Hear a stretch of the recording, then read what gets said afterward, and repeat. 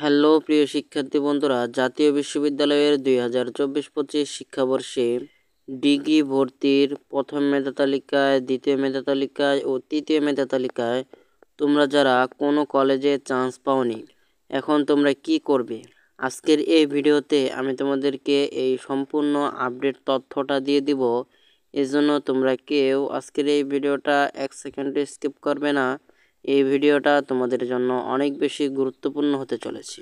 আর বন্ধুরা, তোমরা যারা জাতীয় বিশ্ববিদ্যালয়ের ভর্তি সংক্রান্ত যে কোনো আপডেট পেতে চাও, তোমরা আমার এই চ্যানেলটিকে সাবস্ক্রাইব করে রাখবে এবং নিচের বেল বাটনটি অন করে রাখবে।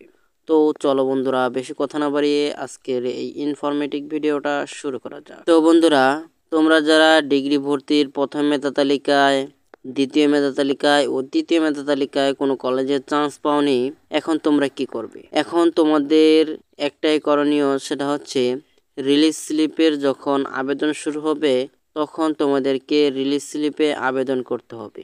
রিলিজ স্লিপে আবেদন করা ছাড়া তোমাদের আর কোনো অপশন নেই, কারণ এখন রিলিজ স্লিপে তুমি আবেদন করতে পারবে।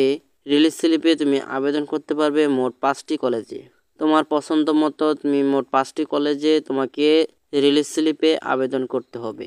5টি কলেজের নিচে তুমি আবেদন করতে পারবে না। এখন তোমরা যারা ডিগ্রি প্রথম মেধা তালিকায়, দ্বিতীয় মেধা তালিকায়, তৃতীয় মেধা তালিকায় চান্স পাওনি, তোমাদের সামনে শুধু একটি পথ খোলা আছে, সেটা হচ্ছে ডিগ্রি ভর্তি প্রথম রিলিজ স্লিপ। প্রথম রিলিজ স্লিপের পরে দ্বিতীয় রিলিজ স্লিপ। তোমাদের সামনে আরও 2টি সুযোগ আছে। এই 2টি সুযোগ তোমাদেরকে কাজে লাগাতে হবে। এখন তোমরা যারা রিলিজ স্লিপে আবেদন করবা, তোমরা অনেকে বলতে পারো যে রিলিজ স্লিপে আবেদন করতে কি কোনো টাকা লাগে? না, রিলিজ স্লিপে আবেদন করতে তোমাদেরকে আলাদাভাবে কোনো টাকা জমা দিতে হবে না। আবার তোমরা অনেকে বলতে পারো যে রিলিজ স্লিপে কারা কারা আবেদন করতে পারবে? আমি তোমাদেরকে বলতে চাই যে তোমরা রিলিজ স্লিপে তারাই আবেদন করতে পারবে শুধু যারা ডিগ্রি ভর্তির প্রাথমিকভাবে আবেদন করেছে এবং আবেদন ফি বাবদ যে 400 টাকা, সেই 400 টাকা তারা পেমেন্ট করেছে, শুধু তারাই ডিগ্রি ভর্তির রিলিজ স্লিপে আবেদন করতে পারবে। আর বাকি যে শিক্ষার্থীরা যারা কোনো আবেদনই করেনি এবং আবেদন করার পরে অ্যাডমিশন ফি জমা দেয়নি, তারা ডিগ্রিতে রিলিজ স্লিপে কোনো আবেদন করতে পারবে না। শুধু তারাই আবেদন করতে পারবে যারা প্রাথমিকভাবে ডিগ্রি ভর্তির আবেদন করেছে এবং অ্যাডমিশন ফি জমা দিয়েছিল, তারাই শুধু রিলিজ স্লিপে আবেদন করতে পারবে। আর বাকি শিক্ষার্থীরা আবেদন করতে পারবে না।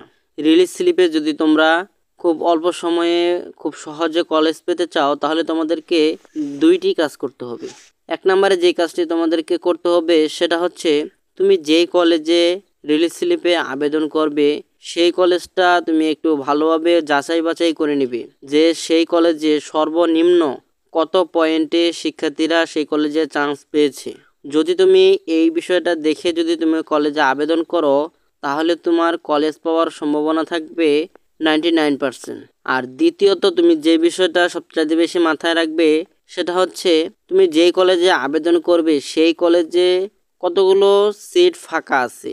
তুমি যে সাবজেক্টগুলোতে পড়তে চাচ্ছ সেই সাবজেক্টগুলোতে কতগুলো সিট ফাঁকা আছে, সেটা যদি তুমি কোনোভাবে জানতে পারো, তাহলে তোমার জন্য সিট পাওয়ার সম্ভাবনা আরও বেশি বেড়ে যাবে।